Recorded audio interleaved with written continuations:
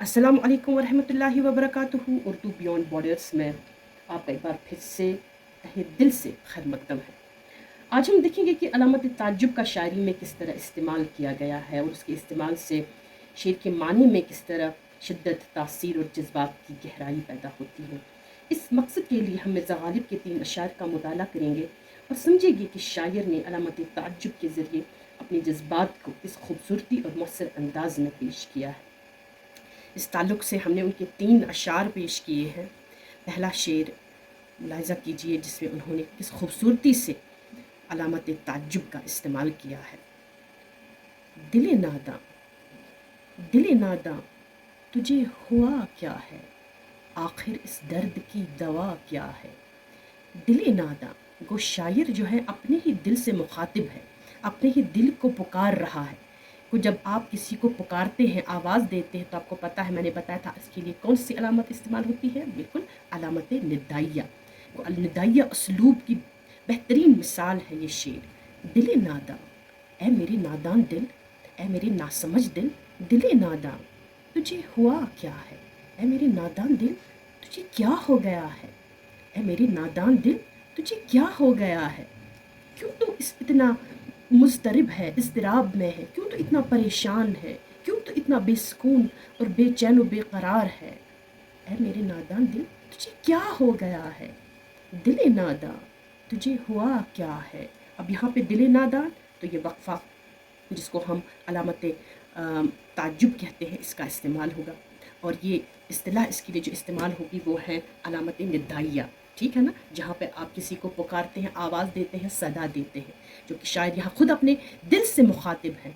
ठीक है ना, तो वो अपने ही दिल से कह रहा है। एक अंदरूनी कश्मोकश, एक कॉन्फ्लिक्ट है, जहाँ एक इंसान जो है अपने आप से बातें कर रहा है। अपने रोज़मर्रा ज़िंदगी में भी जब हम परेशान और होते हैं तो अपने आप से बातें करते रहते हैं, अपने दिल को समझाते हैं।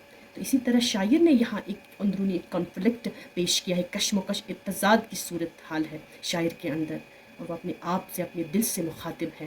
दिल नादा, ए मेरे नादान दिल तुझे हुआ क्या है, क्या हो गया है तुम्हें, क्यों तो इतना बेसुकून व बेकरार है, आखिर इस दर्द की दवा क्या है।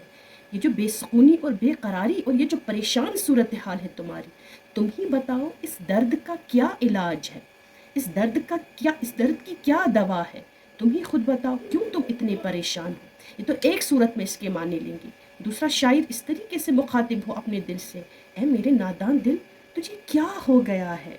ये जो दर्द तुमने पाल रखा है, इश्क का, मोहब्बत का दर्द, तुम ही बताओ। ये जो रोग तुमने पाल रखा है, अब इस दर्द की ये जो पाल रखा है, इसकी दवा भी बताओ। इसकी दवा कुछ नहीं है। जब यहाँ इस तरीके से आए सवाल, इसकी दवा क्या है, तुम ही बताओ इसकी दवा क्या है, मतलब इसकी कोई दवा नहीं है।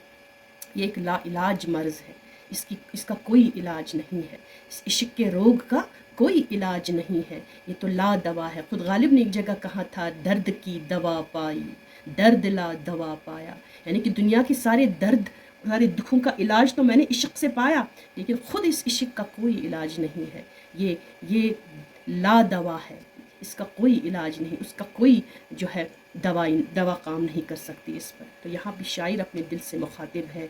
दिल नादान, खुद नादान कहा है दिल को एक पर्सोनिफाई किया है, एक पर्सोनिफिकेशन, एक तशख़ीस दी है, जैसे आप एक शख्स से मुखातिब है। तो शायर का कमाल है कि वो किसी भी चीज़, किसी भी शय को पर्सोनिफाई करे, फिर उससे मुखातिब हो, ताकि शायरी में तासीर और शिद्दत पैदा हो। शायर ने भी यहाँ अपने दिल को ही एक तशख़ीस दी है, एक इंसानी सूरत के तौर पर, जैसे वो उससे मुखातिब हो। दिल नादां तुझे हुआ क्या है, आखिर इस दर्द की दवा क्या है। इसमें 2 अलामतें इस्तेमाल हुई हैं। अलामत इस्तिफ़ामिया भी जो आप आगे चल के पढ़ेंगे, आम तौर पर शायरी में बड़ी खूबसूरती के साथ माने में शिद्दत, तासीर और उसमें गहराई पैदा करने के लिए शायर इसका इस्तेमाल अमल में लाता है। लेकिन यहाँ पर भी ये दोनों अलामतें जिस तरीके से इस्तेमाल की गई है, अलामत या असलूब गालिब ने जिस तरीके से इस्तेमाल किया है, उसने किस तरीके से शेर में तासीर, शिद्दत, गहराई, मानवियत पैदा की है। इसी तरीके से दूसरे शेर की तरफ आते हैं, गालिब के ही शेर में जिस तरीके से, किस तरीके से यहाँ पर भी उन्होंने अलामत ताज्जुब का बड़ी खूबसूरती के साथ इस्तेमाल किया है। हाय हाय, जब हम इस तरीके से हाय या वाय جو ہے فقرے استعمال کرتے ہیں تو یہ عام طور پر علامت فجائیہ کی طرف جاتے ہیں. تو علامت فجائیہ میں عام طور پر ہم دکھ یا سکھ والے جو ہے فقرے استعمال کرتے ہیں اور ان کے پیچھے یہ علامت لگتی ہے علامت تعجب. یہاں پر بھی دیکھیے شاعر نے اس طریقے کے اسلوب استعمال کر کے کس طریقے سے شاعری میں گہرائی معنوں کے در اثر پیدا کیا ہے. ہائے دیوانگی شوق کہ ہر دم مجھ کو آپ جانا ادھر اور آپ ہی حیران ہونا. وہ شاعر افسوس کرتا ہے اپنے آپ پہ، شاعر دکھی ہے، شاعر حیران ہے. ہائے دیوانگی شوق، شاعر کہتا ہے یہ جو شوق کا جنون ہے، یہ جو شوق کا جنون مجھ پر سوار ہوتا ہے، اور یہ شوق کا جنون مجھ سے کیا کرواتا ہے. شوق کے کئی معنی ہیں. شوق کے معنی محبت کے بھی ہیں، شوق کے معنی جو ہے عشق پہ بھی لیے جاتے ہیں، ٹھیک ہے نا. شوق کے معنی جو ہے ایک بھرپور خواہش کے بھی لیے جاتے ہیں. لیکن یہاں پہ اصطلاح آئی ہے دیوانگی شوق، یعنی کہ اس شوق کا جنون، اس شوق کا بے اختیار پن، اس شوق کا پاگل پن مجھ سے کیا کرواتا ہے. ہائے افسوس، ہائے دیوانگی شوق کہ ہر دم مجھ کو، ہر دم کہ ہر حال میں میرے ساتھ کیا ہوتا ہے، مجھ کو آپ جانا ادھر اور آپ ہی حیران ہونا. میں اتنا بے اختیار ہو جاتا ہوں، اس شقی بے اختیاری اور جنون کا جو عالم مجھ پہ سوار ہوتا ہے، اس کی وجہ سے میں بار بار اپنے محبوب کے در پر جاتا ہوں اور پھر خود ہی حیران ہو جاتا ہوں کہ میں کیوں کر اس در پر آ گیا، میں کیوں بار بار یہاں آتا ہوں. یہ جو بے اختیاری کا عالم ہے اس پر خود شاعر ہائے کرتے ہیں. ہائے میری حالت زار تو دیکھو، ہائے میری بے اختیاری کا عالم تو دیکھو.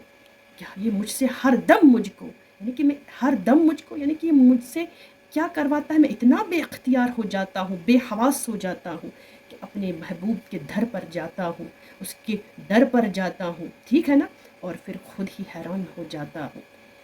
میر تقی میر نے اس طریقے کا ایک شعر باندھا ہے کہ بار بار اس کے در پہ جاتا ہوں، حالت اب اضطراب کی سی ہے. غالب نے بھی یہاں پہ اس طریقے کے مضمون باندھا ہے شعر میں کہ ہائے دیوانگی شوق کہ ہر دم مجھ کو آپ جانا ادھر. آپ وہ خود سے مخاطب ہیں، آپ جانا ادھر اور آپ ہی حیران ہونا. نہیں کہ خود ہی وہاں چلا جاتا ہوں، پھر خود ہی حیران بھی ہو جاتا ہوں کہ میں کیوں کر یہاں پہ آ گیا، کیوں کیسے آ گیا. تو یہ بے اختیاری کے لیے کس طریقے سے یہاں پر بھی علامت تعجب یا کا جو ہے لہجہ اور اسلوب استعمال کیا ہے غالب نے، اور کس طریقے سے معنی میں شدت پیدا ہو گئی ہے. اسی طریقے سے تیسرا شعر بھی بہت خوبصورت شعر ہے. قہر ہو یا بلا ہو جو کچھ ہو، کاش کاش کہ تم میرے ہوتے.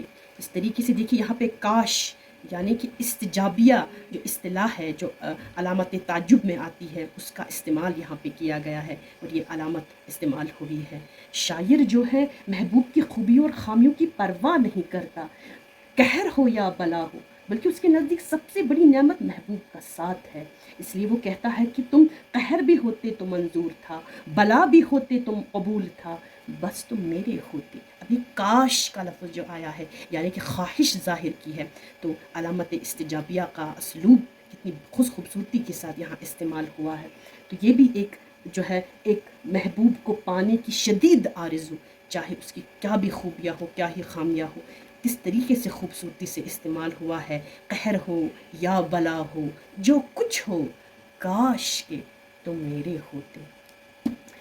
تو ان مثالوں سے واضح ہوتا ہے کہ علامت تعجب صرف ایک رمزی نشان نہیں، بلکہ شاعر کے جذبات کی شدت، کیفیت کی گہرائی اور کلام کی تاثیر کو کئی گنا بڑھا دیتی ہے. یہی وجہ ہے کہ اردو شاعری میں اس کا استعمال نہایت اہم اور بامعنی ہے. اور یہ علامت یعنی علامت تعجب صرف قواعد کی علامت نہیں بلکہ شاعری میں جذبات کی ترجمان بھی ہے. امید ہے آپ کو یہ سبق پسند آیا ہوگا. ابھی کچھ باقی علامات بھی ہم آنے والے اسباق میں پڑھیں گے، جس میں خاص طور پر علامت استفہامیہ کا استعمال نثر اور شاعری میں کس خوبصورتی سے ہمیں ملتا ہے، اس کے بارے میں ہم جو ہے بس وسیع مطالعہ کریں گے انشاءاللہ. تو تب تک کے لیے دیجیے اجازت. اللہ نگہبان.